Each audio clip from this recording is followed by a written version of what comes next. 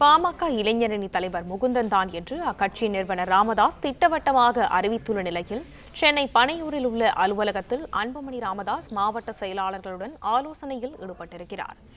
இதை பற்றின மேலும் விவரங்களை எமது செய்தியாளர் வினீஷ் சரவணன் வழங்க கேட்கலாம். வினீஷ் சரவணன், வணக்கம். விவரங்கள் என்ன பகிரலாம்? பாமக இளைஞரணி தலைவராக முகுந்தனை நியமித்ததில் மாற்றமில்லை என்று இன்று பாமக நிறுவனர் ராமதாஸ் திட்டவட்டமாக இன்று காலையில் அறிவிப்பு வெளியிட்டிருக்கிறார். முகுந்தன் நியமனத்தில் பாமக பொதுக்குழுவில் ராமதாஸ் அன்புமணி இடையே கருத்து வேறுபாடு ஏற்பட்ட நிலையில் ராமதாஸ் இன்று செய்தியாளர் சந்திப்பின் போது இந்த கருத்தை முன்வைத்திருக்கிறார். அதே போல இரண்டாவது நாளாக அன்புமணி ராமதாஸ் கட்சியினுடைய பனையூரில் தான் தொடங்கி இருக்கக்கூடிய புதிய அலுவலகத்தில் மாவட்ட செயலர்களுடன் ஆலோசனை ஈடுபட்டு வருகிறார்.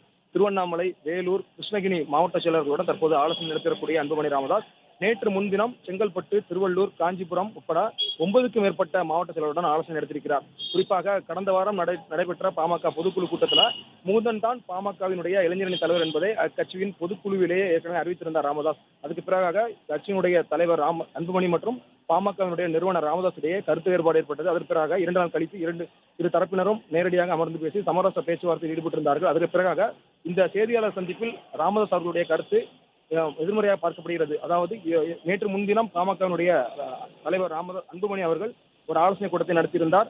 பாமகவினுடைய அலுவலகமாக தைலாபுரம் தோட்டம் மட்டுமே செயல்படும் என ராமதாஸ் அவர்கள் அறிவிப்பு வெளியிட்டிருந்தார். அதற்கு எதிர்மறையாக 2 நாட்களுக்கு முன்பாக அன்புமணி அவர்கள் ஒரு ஆலோசனை கூட்டத்தை நடத்தியிருந்தார். இன்று காலையில் மீண்டும் முகுந்தன் தான் பாமகவினுடைய இளைஞரணி தலைவராக செயல்படுவார் என்று ராமதாஸ் அவர்கள் தெரிவித்திருக்கக்கூடிய நிலையில் இந்த மாவட்ட செயலாளர் கூட்டம் முக்கியத்துவம் வாய்ந்ததாக பார்க்கப்படுகிறது. அடுத்தடுத்த நாட்களில் நாளை மறுதினம் அடுத்தடுத்த மாவட்ட செயலாளர்களுடன் அன்புமணி அவர்கள் ஆலோசனை நடத்தவிருப்பதாகவும் கூறப்பட்டிருக்கிறது. குறிப்பாக கடந்த 4 நாட்களுக்கு மேலாகவே பாமகவினுடைய செயல்பாடுகள், பாமக கட்சியினுடைய தலைவர்களுடைய செயல்பாடுகள் முக்கியத்துவம் வாய்ந்ததாக அரசியல் வட்டாரத்தில் பார்க்கப்படுகிறது.